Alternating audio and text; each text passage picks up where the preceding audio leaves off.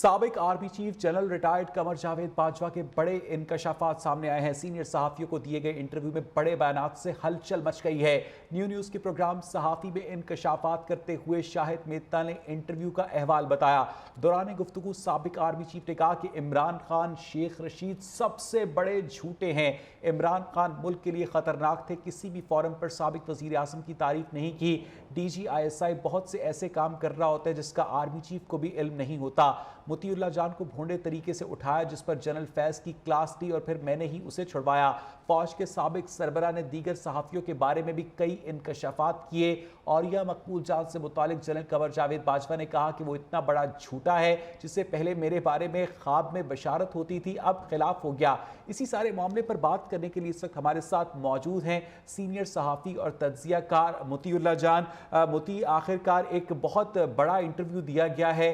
جس میں آپ کے اٹھانے کے متعلق بھی یہ کہا گیا ہے کہ فیض حمید نے آپ کو اٹھوایا تھا۔ ان سارے انکشافات کو آپ کس نظر سے دیکھتے ہیں کہ میرے قتل کے بعد اس نے جفا سے توبہ؟ جی بالکل، دیکھیں یہ ریٹائرمنٹ کے بعد جنرل باجوہ وہ جو کہتے ہیں نا صاف چھپتے بھی نہیں سامنے آتے بھی نہیں، یہ ساری باتیں وہ مختلف جگہوں پہ صحافیوں کو بلا بلا کے ان سے گفتگو فرماتے ہیں اور اس کو انٹرویو کا نام نہیں دیتے اور بہت ساری معاملات سامنے لاتے ہیں۔ اس میں آدھی باتیں بظاہر سچی ہیں اور آدھی باتیں بظاہر جھوٹی ہیں، اور ان کا مقصد صرف یہ ہے کہ جو ان کے حوالے سے تحریک انصاف جو ایک کیمپین چلا رہی ہے تو وہ اس میں اپنی پوزیشن کلیئر کریں، مگر حقیقت یہ ہے کہ بڑی حد تک جو تحریک انصاف کیمپین چلا رہی ہے اس کا تعلق صرف اور صرف عمران خان کو ہٹائے جانے کی حد تک ہے، مگر اس سے پہلے جو 2016 کے بعد سے جنرل باجوہ نے جو نون لیگ کی حکومت کے خلاف سازشیں شروع کی تھی اور جس طریقے سے سابق وزیر اعظم نواز شریف کو ہٹایا گیا تھا سپریم کورٹ کے ججوں کے ذریعے، تحریک انصاف ان کا ذکر نہیں کرتی۔ تو جنرل باجوہ جو ہیں بنیادی طور پہ کچھ نئی معلومات فراہم کر کے اپنے کردار کو جسٹیفائی کرنا چاہ رہے ہیں، اور یہ وہ کردار ہے جو نہ تو نون لیگ کے حق میں تھا اور نہ ہی PTI کے حق میں تھا۔ تو وہ اب اپنے آپ کو ریلیونٹ رکھنا چاہ رہے ہیں اور مختلف طریقوں سے صحافیوں کے ذریعے آف دا ریکارڈ گفتگو کر کے یا نان ایٹریبیوٹیبل بیسس پہ گفتگو کر کے اپنی پوزیشن کلیئر کرنے کی کوششوں میں ہیں۔ میرے خیال میں اگر وہ واقعی اپنی پوزیشن کلیئر کرنا چاہتے ہیں تو ریٹائرمنٹ کے بعد فوجی افسران پہ 2 سال تک سیاسی سرگرمیاں کرنے پہ پابندی ہوتی ہے، تو باقاعدہ انٹرویو تو نہیں دے سکتے، مگر وفاقی حکومت کی اجازت کے ساتھ جنرل ریٹائرڈ قمر جاوید باجوہ جو ہے وہ باقاعدہ انٹرویو بھی دے سکتے ہیں۔ تو بہتر یہی ہوگا کہ وہ ایک دن وفاقی حکومت سے اجازت لے کر ایک پریس کانفرنس کریں اور وہ تمام حقائق سامنے رکھیں کہ جن کے بعد یہ معلوم ہو سکے اس قوم کو کہ پچھلے 6 سال کے دوران وہ خود کیا کرتے رہے۔ مطیع، اس انٹرویو کے بعد کیا آپ کے اپنے ذاتی زخم بھی تازہ ہوئے ہیں؟ دیکھیں جی، ذاتی زخم تازہ کیا ہونا تھا یہ معلوم تو سب کو تھا، مگر ایک پروفیشنل جرنلسٹ کے طور پہ میں نے کبھی ڈائریکٹ براہ راست جنرل باجوہ یا جنرل فیض کا نام اس لیے نہیں لیا کہ میرے سامنے ایسا ڈائریکٹ کوئی ایویڈنس نہیں آیا تھا، مگر اتنا شک ضرور تھا، خدشہ بھی ضرور تھا۔ سارا وقت جب میں ان کی تحویل میں تھا اغوا کاروں کی تو میری آنکھوں پہ پٹی باندھے رکھی گئی، مجھ سے کسی نے براہ راست بات نہیں کی، کوئی تعارف نہیں کرایا، تو میں تو بڑا محتاط تھا۔ مگر اب جبکہ یہ انٹرویو آ گیا ہے تو کم از کم ان لوگوں کے لیے تو یہ بات باعث شرم ہوگی جو میرے اغوا کو ڈرامہ قرار دیتے رہے ہیں۔ بالکل ٹھیک ہے مطیع، آپ ہمارے ساتھ ہی رہیے گا۔ Fawad Ahmed senior anchor person نے بھی ہمیں جوائن کیا ہے۔ فواد، یہ جو جنرل ریٹائرڈ قمر جاوید باجوہ نے گفتگو کی ہے، آپ سمجھتے ہیں کہ اس گفتگو کے جو پولیٹیکل امپلیکیشنز ہیں وہ پاکستان تحریک انصاف کے خلاف ہیں، اور اس گفتگو کو کیا پوری اسٹیبلشمنٹ کا موقف سمجھا جائے؟ فواد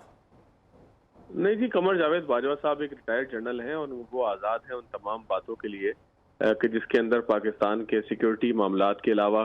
کسی بھی چیز پہ تبصرہ کیا جا سکے۔ ظاہر ہے کہ آفیشیل سیکرٹ ایکٹ ایک باجوہ صاحب کے اوپر لاگو ہوتا ہے کہ جس کے مطابق وہ بہت سارے موضوعات کے اوپر ایک سرٹن پیریڈ تک جو وہ بات نہیں کر سکتے، لیکن سیاست کے اوپر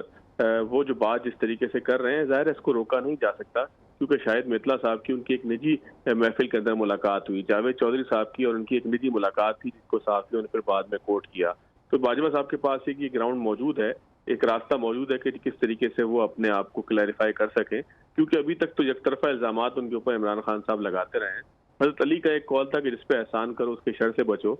ہم نے آج اس قول کی جو ہے وہ درست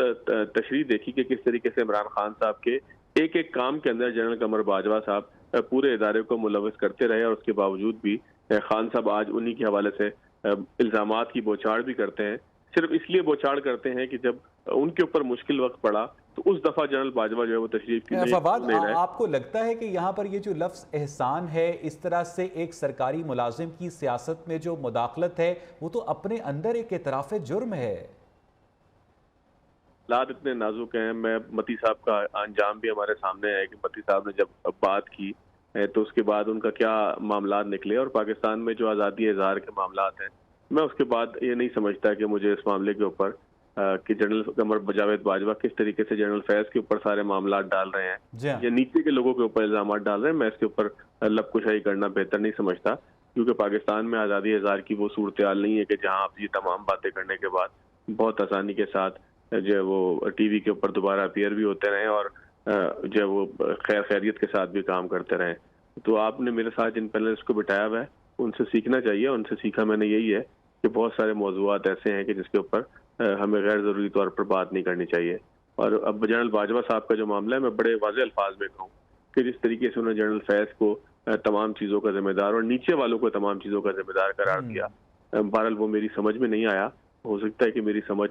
اس تمام حدود کو کراس کرنے سے قاصر ہو. اور ان کا یہ جو موقف ہے کہ بہت سارے D G I S I ایسے کام کر رہا ہوتا ہے جس کا آرمی چیف کو علم نہیں ہوتا، آپ سمجھتے ہیں کہ گراؤنڈ ریالٹی بھی یہی ہے؟ تو یہ ہے، اگر قانونی بات کی جائے تو آئی ایس آئی ایک سویلین ایجنسی ہے، اس میں ضرور جو ہے وہ ایک فوجی سربراہ ہوتا ہے کہ جس کا فوج سے براہ راست تعلق ہوتا ہے، لیکن وہ ایک سویلین ایجنسی ہے کہ جو وزیر اعظم پاکستان یا وزارت دفاع کے ماتحت ہے. وہ ایک ملٹری ایجنسی نہیں ہے کہ جس کو براہ راست جو ہے وہ جنرل یا اس کا جو سربراہ ہے فوجی سربراہ وہ دیکھے. لیکن عملی طور پر ایسا ہوتا ہی نہیں ہوتا. یہ ایک الگ بحث ہے. جو قانونی بات ہے، آپ ہیلو جی فواد، آپ جو قانونی معاملہ ہے وہ تو میں نے آپ کو بتایا کہ یہ اگر قانونی طور پر اس کو دیکھا جائے تو میری جہاں تک سمجھ کہتی ہے وہ جنرل آرمی چیف کی جو ہے وہ جو براہ راست ہدایات ہیں وہ لینے کا پابند اس لیے نہیں ہوتا کہ وہ ایک سویلین ایجنسی کا سربراہ ہوتا ہے. تو ہو سکتا ہے کہ جنرل صاحب یہ بات درست کر رہے ہوں، لیکن میں نے جس طرح سے پہلے بھی کہا کہ اس معاملے کے اوپر میں لب کشائی سے کچھ گریز کرنا چاہتا ہوں. جی بہت بہت شکریہ فواد احمد، بہت بہت شکریہ مطیع اللہ جان آپ کا.